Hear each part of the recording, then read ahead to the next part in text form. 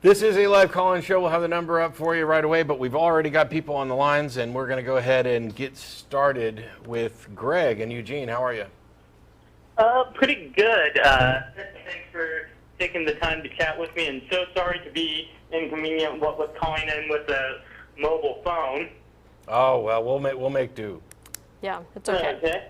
And by the way, just on the topic you guys were talking about, godparents, I really think that atheists could stand to come up with, or do good to come up with an alternate term, like a pasta parent, for lack of a better example, because that's something I volunteered to do for some friends of mine when they had a kid back when I was no longer a member of any organized religion, but not quite an atheist. I volunteered to be the godfather of their kid, in the sense that, if the kid needs something, needs some help, can't get a hold of the parents, I'm the guy that can come in and help, or worst case scenario, make sure that they're taken care of if something happened. And I haven't even talked to that guy in years because we had a bad incident, but if he called me up out of the blue and needed some help with his kid, I'd still do it. I just think it'd be cool if that wasn't called godparent anymore. Well, I think we actually have a perfectly good term for something like that, and it's called a mentor. I can dig that. If you want to be the mentor of a child, that's great. And wouldn't it be great if we had designated people in a child's life to, instead of instruct them in the mysteries of the faith, we could instruct them in the scientific method. Or even beyond childhood. I think a lot of young adults, when people are hitting the outer edges of teen into early 20s, that's when you need somebody to come along that's not necessarily a parent or a family member that can show you a couple of little tricks of the so-called real world. Yeah. Yep. Anyway, so what'd you have for us? For a different reason. Wanted to talk to you guys about the concept of a soul, because I'm one of the few atheists I know, not that I know many atheists, who believes in that. Okay. Okay. And first, I suppose I should start off with a definition, because that's such a nebulous term that means different things to different people. But to me, it's the biochemically generated electricity that runs my body, that causes my brain to work, that produces consciousness, which will cease to function as it currently does when I'm dead. It's basically a one-use thing that was created inside of my mom when her and my dad did the things that parents do. And when I'm dead, all of those electrons and protons will go do something else, much in the same way that when you take apart a nice sculpture made out of Legos, the same pieces exist, but that sculpture doesn't. Sure, but you started off by saying that it's the electricity, not for example, consciousness. But in any case, I don't know what justification you have for calling either one of those a soul. I mean, we've already got a word that works perfectly well for electricity. Well, I think that that's pretty much the only thing that to me makes sense as what is a soul, the thing that generates my consciousness, that allows that to happen, and that is a very temporary and permanent thing that's going to go away someday. Why? I'm still not saying. It sounds to me like you like the. Can you turn down your stream, because I can hear myself echoing? But it sounds to me like you like the idea of a soul, so now you're trying to find some way to make it so that the soul is real, and you're taking the electricity in your body and relabel it.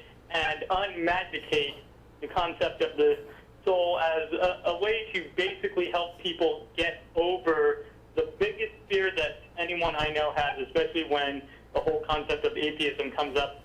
What happens after you die? Well, and that hang on. scared the crap out of me until I read a really great quote by Mark Twain about how he wasn't inconvenienced about all the billions of years that he didn't exist before he was born.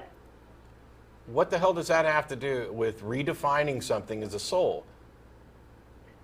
Because I think that a lot of people need baby steps when it comes to letting go of superstition. To quote the once great poet Axl Rose, you can use your illusions, let them take you where you may. Hey, I tell you what, if I wanted a conversation with Axl Rose, I'd go to the... illusions to throw them all Holy away. crap. They're throwing away the biggest ones, and that's what I'd just like to put out there for people who are having trouble just redefining their entire worldview. There's a small little bridge or raft to stand on as you're floating into the river of knowledge that you can eventually hop off of on the shore to more knowledge. Yeah, I find that notion, first of all, extremely condescending, vapid, and stupid, that we should go around renaming things, real things, with labels that have another meaning. By the way, when you call in and say that you're one of the few atheists you know who believe in a soul, and then you define soul in such a way that it actually applies to something real, but it has nothing to do with soul as it's normally used, I find that to be incredibly dishonest, and I can't believe that believers aren't going to find it similarly dishonest. Why on earth? You know, you're saying, oh, I want to take this term that means so much to people and redefine it so that it actually maps to something real. Well, cool. Let's redefine God to mean my coffee cup. Does that actually do anything? Actually, I've redefined God to be a psychological model for where humanity's collective head is at, Sure. as we continue to try and pull it out of our ass, because most people nowadays believe in one God as opposed to several dozen, which tells me that humanity's maybe trying to get on the idea of everybody being somewhat equal and not so divisive, even though we're still horribly screwing it up.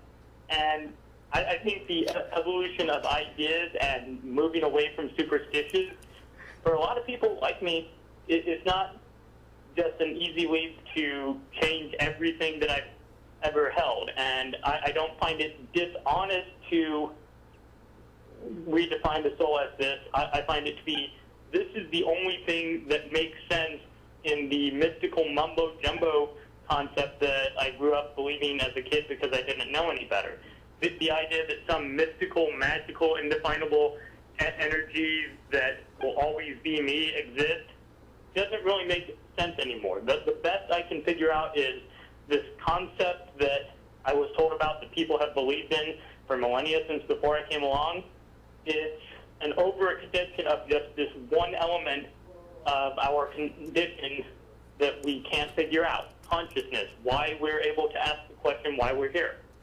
And that to me, the only thing that remains as any kind of plausible or acceptable idea for the soul being real in any sense is it's our conscious identity, which is a very temporary thing, which is going to go away someday. And didn't you also crap at me.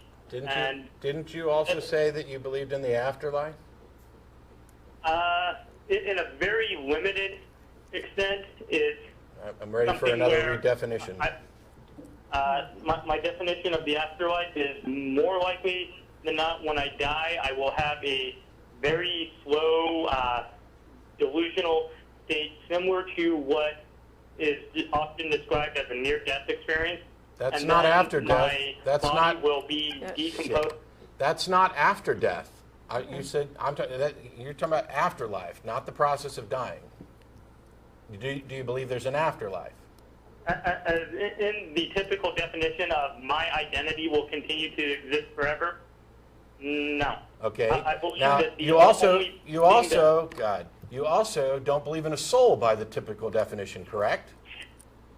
No, I'm offering a new definition because new definitions come up all the time as people figure out more things, kind of like the definition that most people I know have ever had. Thanks so much. But when you find out something's not true, you jettison it. You don't need to come up with a new label for it. But thanks a lot for calling, Eugene or Greg.